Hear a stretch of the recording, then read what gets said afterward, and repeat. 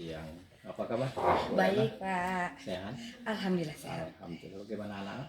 Alhamdulillah sehat Semua semua, sehat. Pak. Iya. Hari ini kita ada supervisi ya? Ah, Oh ya, gimana kesiapan? hari ini kita mau supervisi di kelas 91, Pak. Oh ya, oke. Yang satu, nanti materi apa? Materinya tentang sekolah lanjutan. Sekolah lanjut. Sekolah lanjutan. Kenapa Ibu memilih materi untuk sekolah lanjutan? Karena kan kelas 9 itu sebentar lagi dia akan lulus dari SMP. Mereka kan harus melanjutkan ke sekolah mana. Jadi saya akan memberikan layanan informasi ke mereka agar mereka terarah mau melanjut ke mana. Oh gitu ya, menarik sekali. Kira-kira agar anak itu cepat paham dengan materi yang Ibu sampaikan, mereka bisa terarah untuk ke sekolah lanjutan pilihan mereka, strategi apa yang Ibu Retno siapkan? Strateginya memang saya sebelumnya menjelaskan ke mereka, Pak, apa pilihannya, karena khususnya di sekolah di lingkungan kita tuh hanya ada 2 pilihan, Pak. SMK, dia memilih SMK atau memilih SMA. Nah itu ada perbedaannya, Pak, antara memilih SMK dengan memilih SMA. Itu sudah saya jelaskan sewaktu dia suka layanan individu ke ini.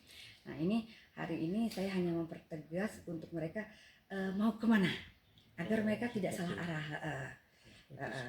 Jangan contohnya gini, Pak, sebenarnya keinginan mereka adalah mau masuk ke kedokteran. Otomatis kalau masuk ke kedokteran berarti pilihan mereka harusnya masuk ke SMA. Nah, jangan sampai mereka milih kedokteran ternyata mereka masuknya ke SMK. Karena sebelumnya memang saya sudah memberikan pengarahan kepada mereka untuk diskusi kepada orang tua.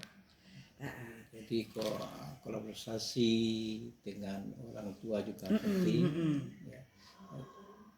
Kalau begitu, bagaimana kira-kira Ibu bisa menilai bahwa anak itu nanti bisa paham dengan arah tujuan yang akan mereka inginkan dalam melanjutkan pendidikan?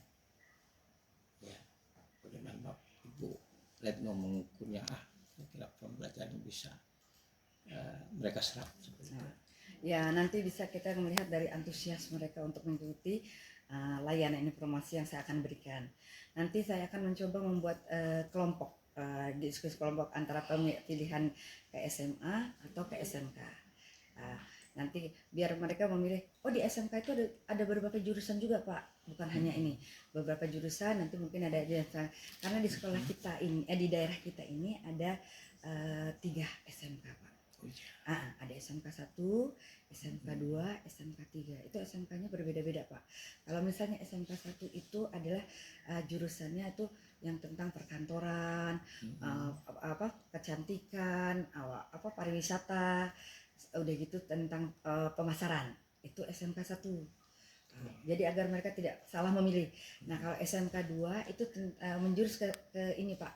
Listrik, bangunan, perbengkelan, sama komputer.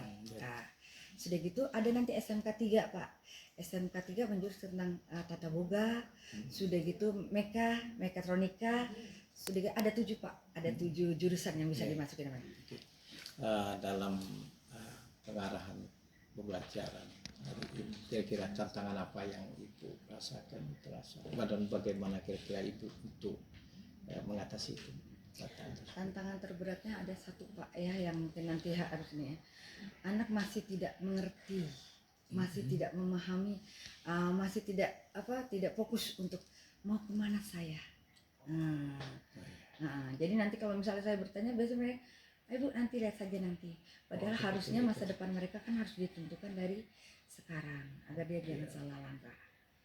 Oke, kalau begitu nanti kita mau lihat pembelajaran yang Ibu Retno lakukan. Semuanya siapkan pelajaran RPP, siapkan. Nanti kita insyaallah bersama pelajar kelas ya. Terima kasih. Oke, Bu Retno, bagaimana tadi setelah melaksanakan pembelajaran, bagaimana perasaan Ibu?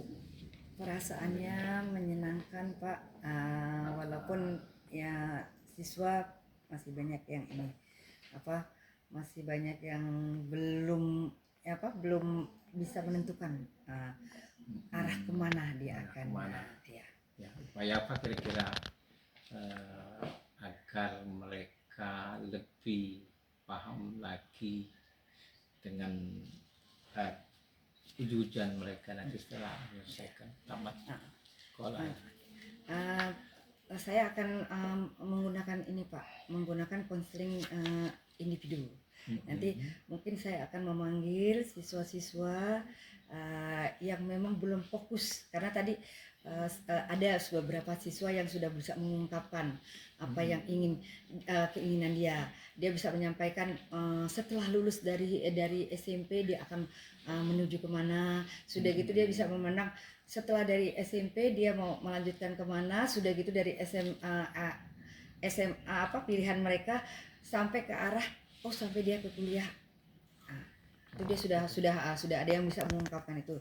Nanti yang memang yang belum bisa menyampaikan ini nanti akan saya panggil untuk konseling individu. Saya akan bertanya lagi apa kendala dan masalah dia sehingga dia tuh belum ada tujuan yang terarah tentang masa depannya. Oke, terima kasih.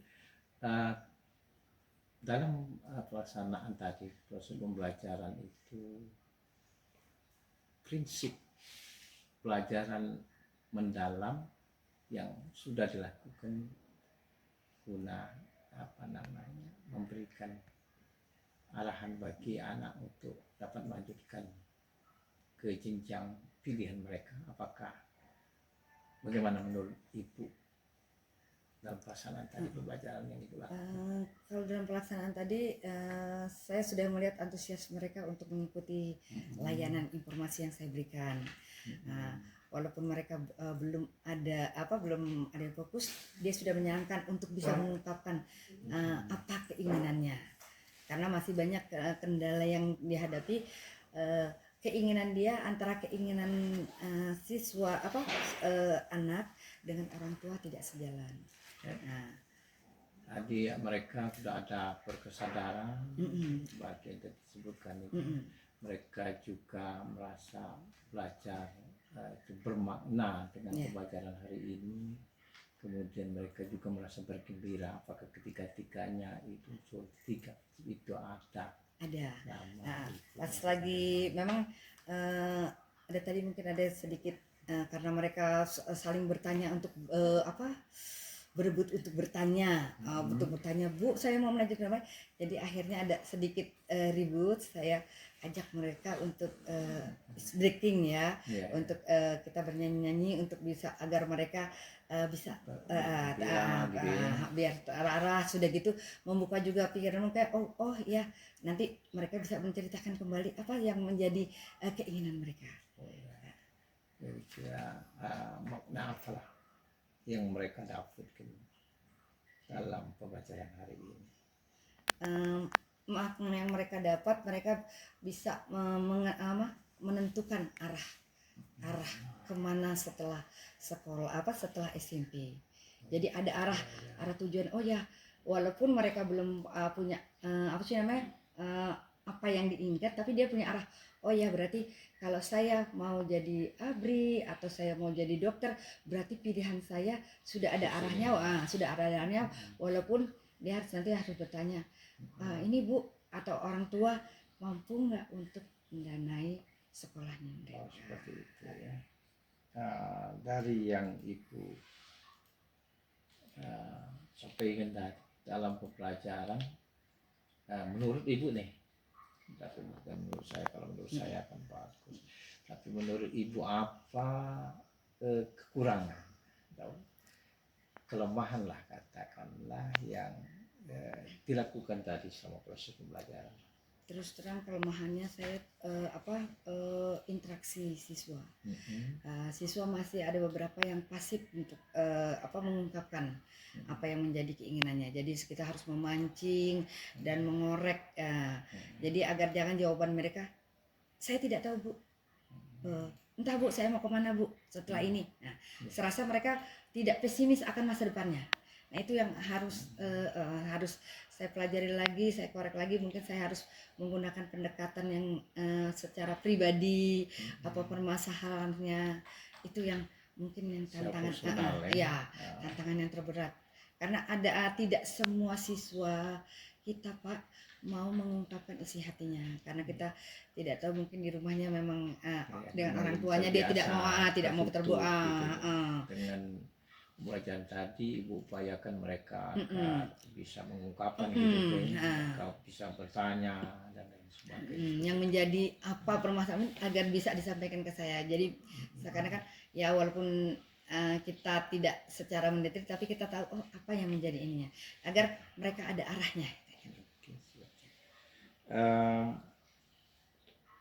Dari hal-hal yang Ibu sebutkan tadi, kekurangan agama untuk pembelajaran ke depannya, apa yang Ibu, langkah-langkah apa yang Ibu siapkan sehingga dalam pembelajaran itu ke depannya lebih dari hari ini? Ya, insya Allah saya mungkin akan menggunakan metode yang menggunakan yang interaktif lagi untuk ke kelas berikutnya, di kelas 92. Nah, jadi saya banyak belajar dari 91 ini, karena setiap kelas anak berbeda-beda. Ya. Oke. Itu saja ya. Selamat dan sukses. Terima kasih Pak. Semakin